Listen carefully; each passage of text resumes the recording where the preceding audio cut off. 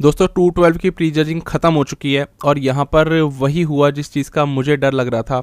Shawn Clarida ने बोला था कि मैं इस बार 186 पाउंड्स का आऊँगा और 3 से 4 एलबीएस का मैं एक्स्ट्रा वेट लेकर के आऊँगा, लेकिन विश्वास रखो मैं एकदम श्रेडिड आऊँगा।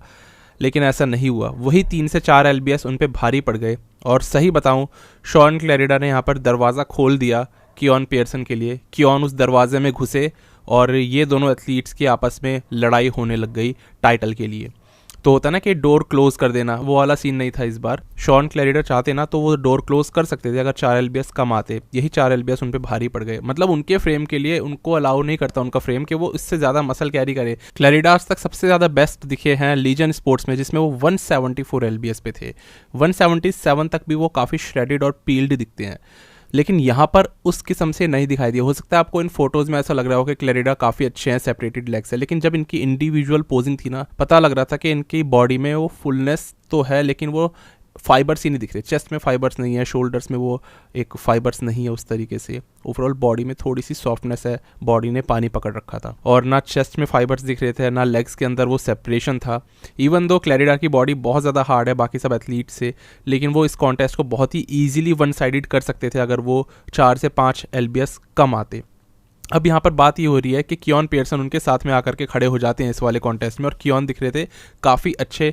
इनकी फिजिक वही कंपैरेबल लग रही थी बहुत ज़्यादा जो उन्होंने टेक्सिस प्रो में दिखाई थी। ऑल्दो टेक्सिस की फिजिक और भी ज़्यादा सुप्रीम थी, बट यहाँ पर भी कियोन एक अच्छी फिजिक लाने में मैनेज कर पा रहे हैं। कियोन की फिजिक में फुलनेस और राउंडनेस बहुत ज़्यादा थी as compared to Shaun. Shaun की बॉडी में जो सबसे ज़्यादा खास चीज़ थी वो थी इनके शोल्डर्स, जिससे कि काफ़ी ज़्यादा डोमिनेट करने की बार बार कोशिश कर रहे थे कॉम्पिटिशन को। कियोन से ज़्यादा अच्छे शोल्डर्स, और कियोन से क्या शॉन क्लैरिडा के सबसे बेस्ट शोल्डर्स है, राउंड डेल्ट्स और 3D बॉडी उनकी उनके आर्म्स की वजह से दिखती है।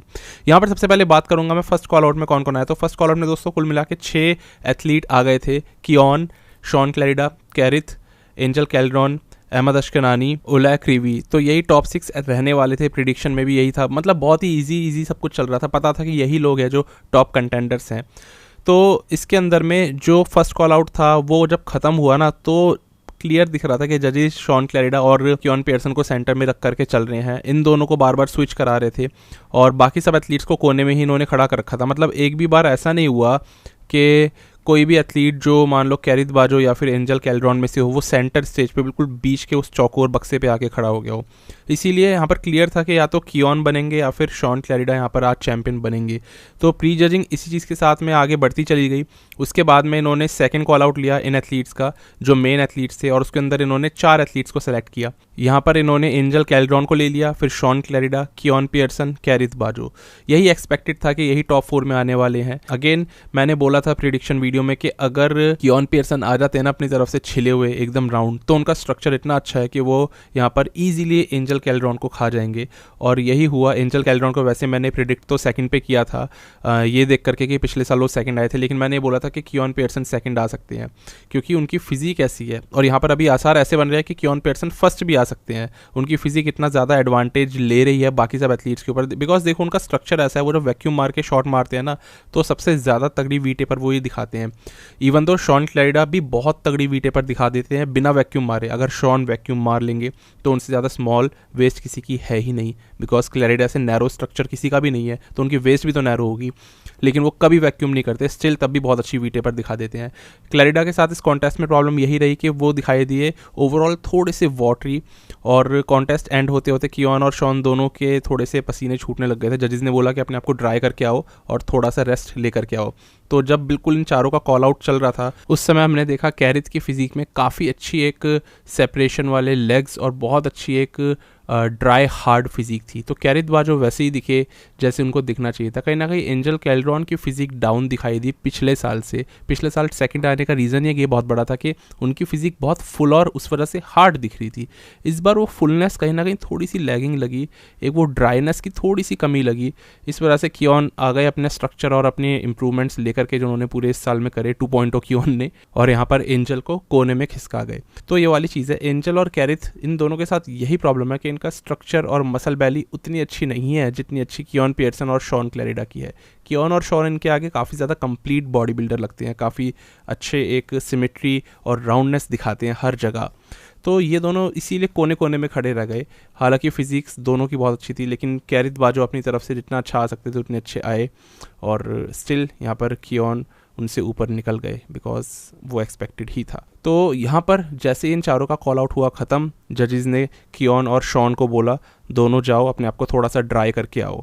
उसके बाद इन दोनों का एक फाइनल कॉल आउट हुआ, जो लग रहा था कि भाई लेंगे ही लेंगे, बिकॉज टॉप 2 एथलीट्स को तो सेलेक्ट करते ही हैं। जब दरवाज़ा खुल जाता है और चैंपियन एक और एथलीट को अंदर आने देता है, तो ऐसे में टॉप 2 क्या टॉप 3 कॉल आउट भी कई बार हो जाता है। तो यही हुआ, आखिर में कियोन और शॉन का एक कॉल आउट लिया गया। इनके सारे के सारे पोजेस करवाए जाते हैं, बार बार इनके पोजेस करवाए गए हैं ताकि क्लियर हो जाए कि इनमें से कौन जीत रहा है प्री जजिंग। और जहाँ तक है, अगर शॉन क्लैरिडा यहाँ पर प्री जजिंग जीत रहे होंगे तो फाइनल्स भी वो जीत जाएंगे। तो जो प्री जजिंग जीतता है ना, ज़्यादातर ऐसा देखा गया कि फाइनल्स भी वही जीतता है, ज़्यादातर ऐसा ही होता है। लेकिन बहुत ही क्लोज कंपटीशन लग रहा है यार इन दोनों के अंदर में। अब जजेस फाइनल में स्कोरिंग में ऐसा देते हैं कि हम लोग देखते हैं तो पता लगता है यार कहाँ क्लोज था। स्कोरिंग में तो ऐसे स्कोर्स दे देते हैं एकदम क्लियर, 1 और 2 के हिसाब से स्कोर देते हैं कि ये बॉडी बिल्डर 1 था, ये 2 था, इसके 5 पॉइंट्स, उसके 10 पॉइंट्स, इतना ज़्यादा होता है। पर देख करके ऐसा लग रहा है कि इनके पॉइंट्स बहुत ही क्लोज होने वाले हैं क्लैरिडा के और कियोन पियर्सन के, अभी तो ऐसा लग रहा है। बाकी इनमें से कोई भी विनर बन सकता है, जजिस की कॉल है। कियोन पियर्सन की बॉडी में अपनी एक खूबसूरती है, बड़ी फुल बॉडी है, अच्छी वी टेपर, अच्छा स्ट्रक्चर। क्लैरिडा की बॉडी में उनके कंपैरेटिवली ज़्यादा हार्डनेस और ज़्यादा मसल मैच्योरिटी है। अब ऐसा हो सकता है कि फाइनल्स तक क्लैरिडा अपने आप को थोड़ा सा और वाटर अपनी बॉडी में से पुल कर लें और थोड़े से और ड्राई आ जाए। उस चीज़ का फ़ायदा इनको डेफिनेटली मिलेगा टाइटल जीतने में। आमतौर पे हम लोगों को नहीं, लेकिन इन बॉडी बिल्डर्स को पता लग जाता है कि ये क्या करके आए हैं, क्योंकि इनको स्कोरिंग बता दी जाती है अपने थर्ड सोर्सेज या सेकेंडरी सोर्सेज से, या कोई भी सोर्सेज हो, प्री जजिंग की स्कोरिंग इनको पता लग जाती है। तो शॉन और कियोन जानते होंगे वो अभी कहाँ स्टैंड कर रहे हैं। तो उस हिसाब से जहाँ तक इनके कोचेज इनके प्रोटोकॉल्स में बदलाव करवाएंगे, हेर फेर करवाएंगे। देखते हैं कौन 212 चैंपियन बनता है। आपके हिसाब से किसको बनना चाहिए? मेरे हिसाब से अभी भी शॉन क्लैरिडा अच्छे लग रहे हैं काफ़ी ज़्यादा अपनी तरफ से, लेकिन उनके लिए कॉन्टेस्ट जीतना 1 साइडेड हो सकता था। वो इतने अच्छे हैं अभी भी अपने डिवीजन में कि इस साल तो छोड़ो, इससे अगले साल भी वो 212 पे अपनी लगातार पकड़ बनाए रख सकते हैं।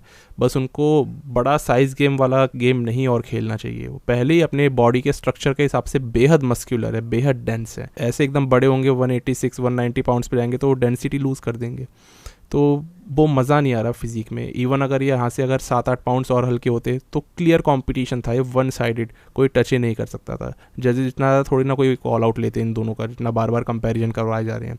ये जजेस खुद कंफ्यूज चल रहे हैं। ये हुआ 212 की इस प्री जजिंग में।